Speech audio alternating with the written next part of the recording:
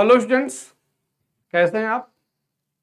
आशा करता हूं कि आप हमेशा की तरह आज भी सुरक्षित होंगे। चलिए, आज मैं एक नई चीज शुरू कर रहा हूं। ये पूरी नई सीरीज चलेगी। जैसा कि आप देख पा रहे होंगे, ये राष्ट्रपिता गांधी जी हैं। इनके कुछ विचारों की बात करेंगे, इनके कुछ कॉन्सेप्ट की बात करेंगे जो हमारे जीवन के लिए, हमारे समाज के लिए, हमारे राजनीतिक क्षेत्र के लिए, हमारी सोसाइटी के लिए, सबके लिए अति महत्वपूर्ण है। गांधी जी के तकरीबन 25 कॉन्सेप्ट हैं जिनकी चर्चा हम अलग अलग टाइम पे करते जाएंगे और उनका एक सीक्वेंस बना हुआ है जिसकी चर्चा हम करेंगे। जैसे पहला है गॉड। गॉड से निकलता है ट्रूथ, ट्रूथ से निकलेगा नॉन वायलेंस, नॉन वायलेंस के बाद आएगा मीन्स एंड इंस्ट्रूमेंट, फिर आएगा religion, then morality, then virtues, society, varna system, bread labour, equality of wages, trusteeship, social base, repugnancy of industrialisation, man and women in society, swaraj, state and individual, decentralisation, Sarvodaya, education, swadeshi, nationality, internationality, labour and capital. इतने concept की हम चर्चा करेंगे। ये लंबी series चलेगी, आपकी एक लंबी सीरीज चलेगी। वन बाय वन हम सबकी चर्चा करेंगे। मैं इस संदर्भ में आपको एक बात बता दूं कि जो गांधी जी हैं इनकी रिलेवेंसी कितनी है। आप देखिए,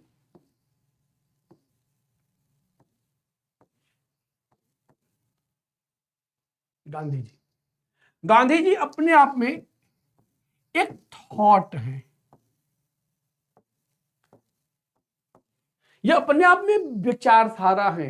ये कोई व्यक्ति नहीं है, ये पर्सन नहीं है, ये पर्सनालिटी है।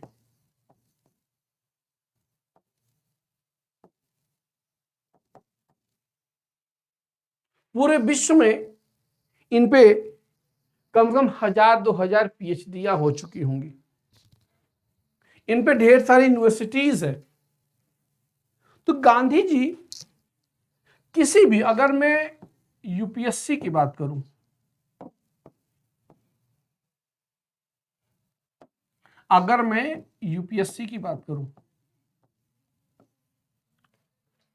तो यूपीएससी में जो सब्जेक्ट के पेपर होते हैं, ऑल सब्जेक्ट की बात करता हूं, सारे सब्जेक्ट की बात करता हूं, तो हर सब्जेक्ट में मिनिमम 1 क्वेश्चन गांधी से पूछा ही जाता है। अगर हम जनरल स्टडीज की बात करें, जीएस की बात करें, तो जीएस के 5 पेपर विथ एसे, या अगर हम एसे को अलग रख लें, चलो एसे को अलग रखते हैं, तो एसे के जो 4 पेपर होते हैं, first paper, second paper, third paper and fourth paper, in 4 paper में मिनिमम 5 क्वेश्चन गांधी पे आते ही आते हैं। आप उठा के किसी साल का पेपर देख लीजिए। और लास्ट चीज, जो एसे है, हर दूसरे से तीसरे साल, सेकेंड या थर्ड ईयर में एक एसे गांधी के नाम पे होता ही होता है। तो मतलब अगर हम किसी साल यूपीएससी के पूरे पेपर की चर्चा करें तो हर साल सारे सब्जेक्ट को मिला लो तो कम से कम 10 क्वेश्चन गांधी पे जरूर होते हैं। अगर हम जीएस की बात करें, अगर हम केवल जीएस की बात करें तो हर साल जीएस के 5 पेपर को मिला लो तो कम से कम 5 से 6 क्वेश्चन गांधी पे होते ही है।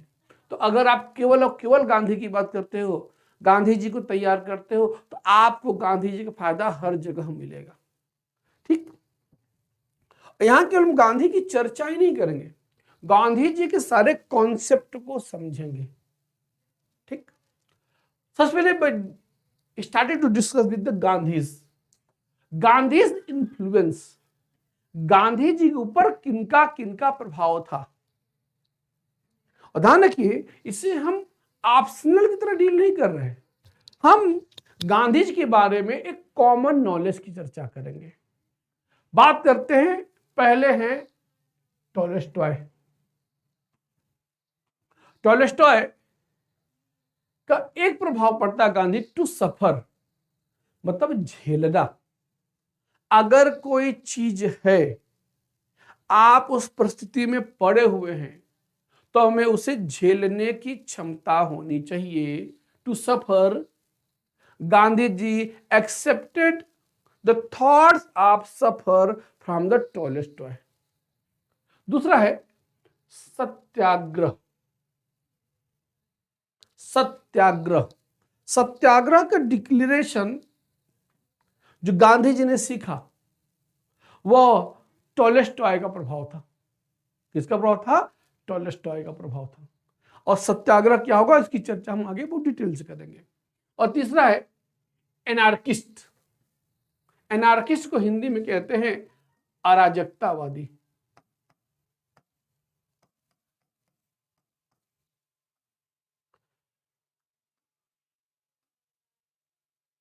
क्या कहते हैं? अराजकतावादी। अराजकता का मतलब होता है राज्य का विरोध। टॉलस्टॉय एक वर्ल्ड फेमस एनार्किस्ट थे।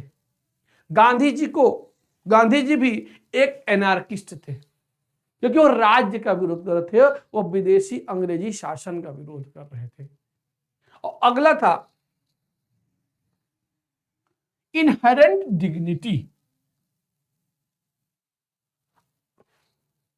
इनहेरेंट डिग्निटी मतलब असीमित स्तर तक। डिग्निटी माने आत्मसम्मान।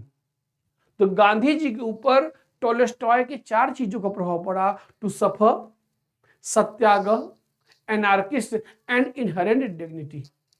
सेकंड पर्सनालिटी थी जिसका गांधी जी पर प्रभाव पड़ा, उनका नाम है David Thoreau. He was also a great scholar. Gandhi ji के ऊपर इनका प्रभाव पड़ा सोशल डिसओबीडियंस, हिंदी में कहते हैं सामाजिक अवज्ञा। सोशल डिसओबीडियंस मतलब सामाजिक अवज्ञा मानो होता है स्वीकार न करना। डेविड थोरू का सिद्धांत था सोशल डिसओबीडियंस। उस सोशल डिसओबीडियंस को गांधी जी ने पॉलिटिकल डिसओबीडियंस की तरह यूज किया। और दूसरा कॉन्सेप्ट था नॉन वायलेंस, मींस अहिंसा। ये दो कॉन्सेप्ट को गांधी जी ने डेविड थोरू से एक्सेप्ट किया। जो थर्ड स्कॉलर हैं जिनका गांधी जी के ऊपर प्रभाव पड़ा, जॉन रस्किन। जॉन रस्किन का कॉन्सेप्ट था अंत्योदय। क्या था? अंत्योदय। अंत्योदय का तात्पर्य है कि समाज में अंतिम पायदान पे बैठे हुए व्यक्ति का विकास होना चाहिए। अंत्योदय,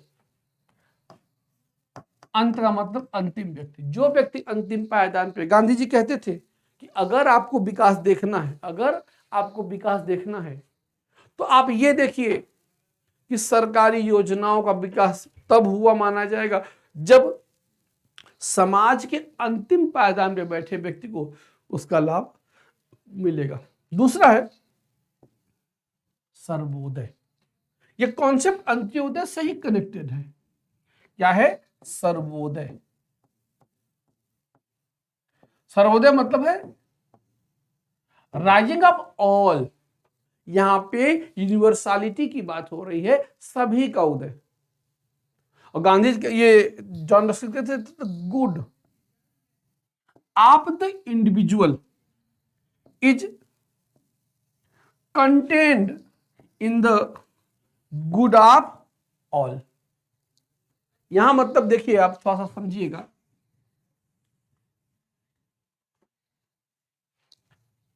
यहां मतलब है कि अगर एक व्यक्ति के लिए अच्छाई होती है, अगर इंडिविजुअल के लिए अगर हम अच्छा सोचते हैं, तो हम सभी के लिए अच्छा सोचते हैं।